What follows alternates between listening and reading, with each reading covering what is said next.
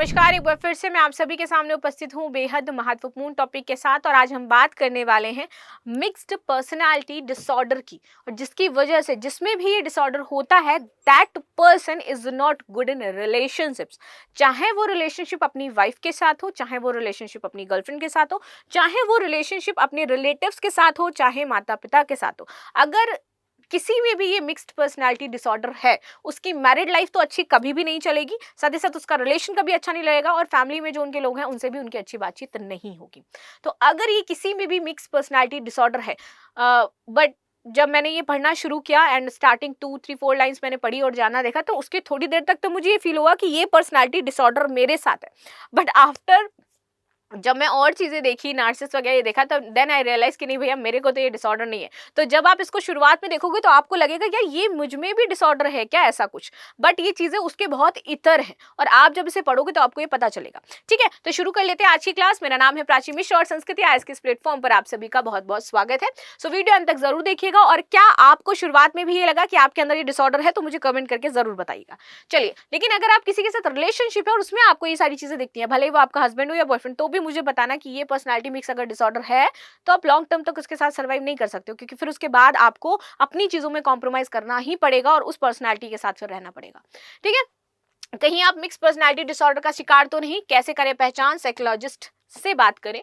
सो हम सभी का एक व्यक्तित्व होता है, सभी का अलग अलग पर्सनालिटी है, मेरी अलग पर्सनालिटी है, और मैंने अपनी पर्सनालिटी के थ्रू एक अलग ऑरा क्रिएट किया होगा, और उस पर्सनालिटी से कुछ लोग प्रभावित होते होंगे, शायद किसी को मेरी पर्सनालिटी पसंद नहीं आ रही होगी।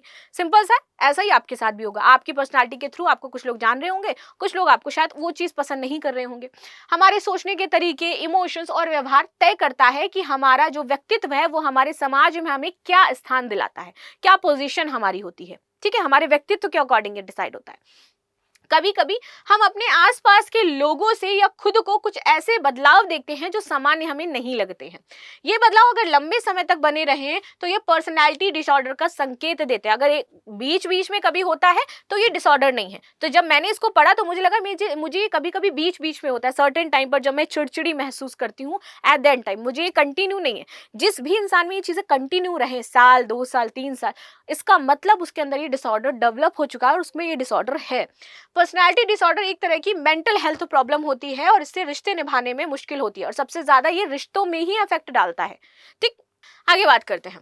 सो पर्सनैलिटी डिसऑर्डर से पीड़ित लोगों को विचारों और भावनाओं को समझने और दूसरों को समझाने में दिक्कत होती है कि एक्चुअल में वो उस टाइम फील क्या कर रहे हैं, वो नहीं समझा पाते, और दूसरों की भावनाएं वो समझ भी नहीं पाते हैं।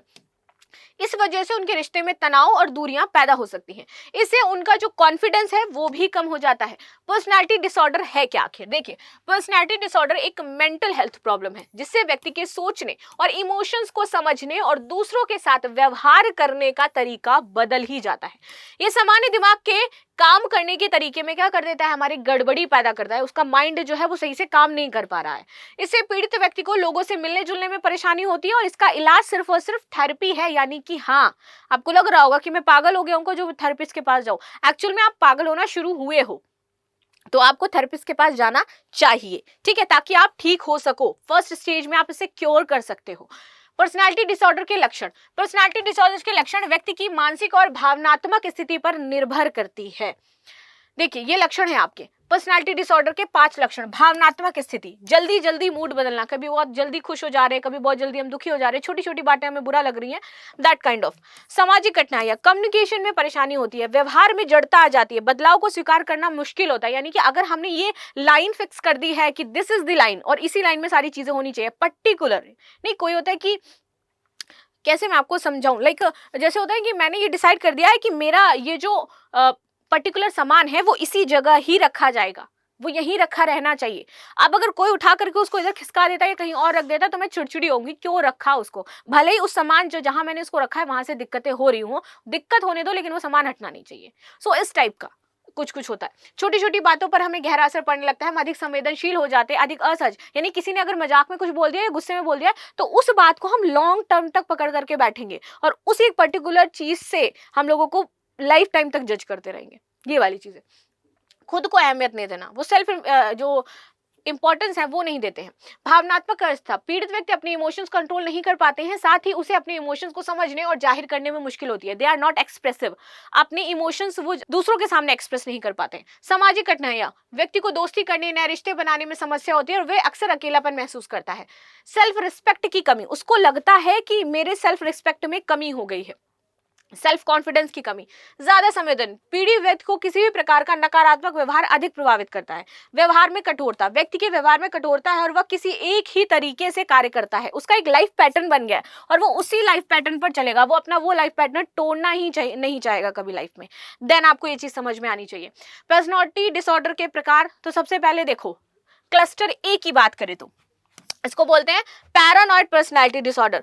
धोखा खाने का डर, उस इंसान को हमेशा धोखा खाने का डर रहता है, इसलिए वो अपने पार्टनर के साथ इतना रिजिड होता है, उसको इतना टॉक्सिक बना देता है कि उनके जो व्यवहार है उससे वो सामने वाला पार्टनर परेशान हो जाता है, वो सारी चीजें हो जाती हैं। तो ये जो है वो आपकी जो पैरानॉइड पर्सनालिटी है वो अपने पार्टनर को बहुत ज्यादा इफेक्ट करती है, क्योंकि उनको लगता है हम कहीं खो ना दें। स्कॉटजाइट्स पर्सनालिटी, स्क्विटजाइट्स पर्सनालिटी में नए रिश्ते बनाने में उनको कठिनाई होगी।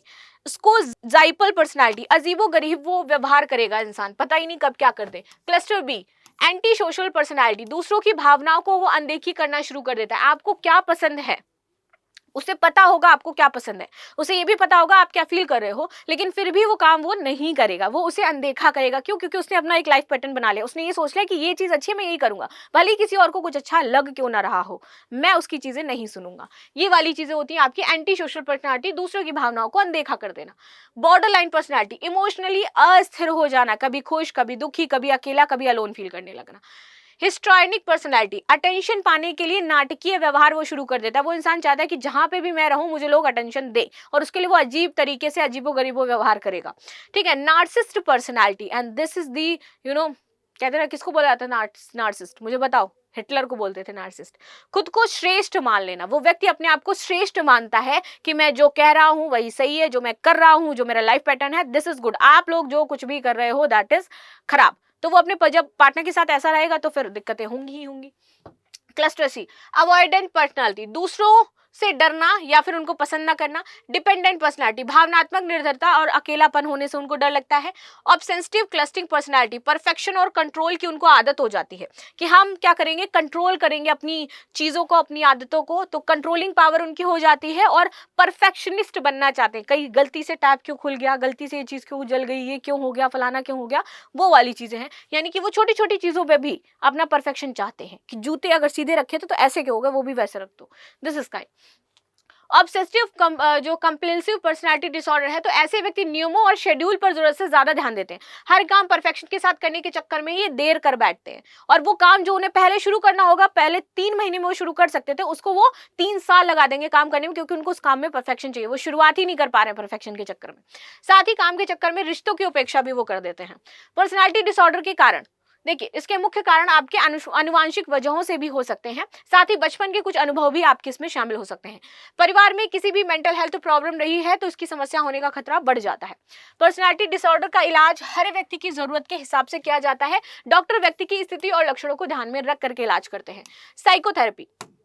साइकोथेरेपी, कॉग्निटिव बिहेवियर थेरेपी, इसमें नकारात्मक सोच को पहचानने और उसे बदलने पर जोर दिया जाता है। इसमें पता चलती है कि उसकी नकारात्मक सोच क्या है एंड देन उसको चेंज करने का ट्राई किया जाता है। डायलेक्टिव बिहेवियर थेरेपी, इसमें आपको अपनी भावनाओं को बेहतर तरीके से समझने और संभालने के तरीके सिखाए जाते हैं। साथ ही आपको दूसरे के साथ रिश्तों में सुधारने का तरीका बताया जाता है। मेडिटेशन, कुछ मानसिक स्वास्थ्य समस्याएं जैसे कि डिप्रेशन और चिंता सिर्फ मेडिटेशन से जाएगा, वो आपको फॉलो करना पड़ेगा। ये इस इलाज की मुख्य थेरेपी हो जाती है। पर्सनालिटी डिसऑर्डर निपटने के उपाय, किसी भरोसेमंद दोस्त या परिवार के सदस्य से बात करें जिससे आप मदद ले सकते हैं, जिससे आप इस समस्या को निपटा सकते हैं, और प्रोफेशनल की मदद लें जो कि आपको इन चीजों से ओवरकम करवाएगा। मुश्किलों को पहचानें, सबसे पहले अपने व्यक्तित्व के अपने पहलुओं को समझें, अपने आप को आप समझें कि आप क्या हैं। देन इसके बाद अपनी एक लेयर बाय लेयर जो चीजें आपको परेशान कर रही हैं उनको आइडेंटिफाई करें, क्या परेशान कर रहा है मुझे। इसे जानने के बाद आप योजना बना सकते हैं कि कैसे आपको उससे निपटना है। अच्छी आदतें अपनाएं, अपनी सेहत पर ध्यान दें, नियमित रूप से व्यायाम करें, पर्याप्त नींद लें और हेल्दी डाइट लें, तब आप अच्छे हो सकते हो। समय पर बदल दें, किसी मेंटल हेल्थ एक्सपर्ट से बात करें, कोई दिक्कत नहीं है अगर आप मेंटल हेल्थ एक्सपर्ट से बात करने चले जाओगे तो आपकी ही लाइफ अच्छी हो जाएगी, आपके रिलेशंस अच्छे हो जाएंगे, तो जरूर जाइए, बात करिए, आपको स्थिति बेहतर हो जाएगी, आप उस स्थिति से बाहर आ सकते हो, निकल सकते हो, जिससे नियमित रूप से संपर्क में रहें ताकि आपकी स्थिति में सुधार बना रहे। तो ये था मिक्स्ड पर्सनैलिटी डिसऑर्डर, जिसकी वजह से रिश्ते खराब होते हैं, जिसकी वजह से लोग रहना नहीं पसंद करते हैं, कई बार डिवोर्स केसेस भी हो जाते हैं। तो ये थी न्यूज़ जो हमने डिस्कस करी। मिलते हैं नेक्स्ट क्लास में, तब तक के लिए धन्यवाद। लाइक एंड सब्सक्राइब करना बिल्कुल भी ना भूलें and thank you so much.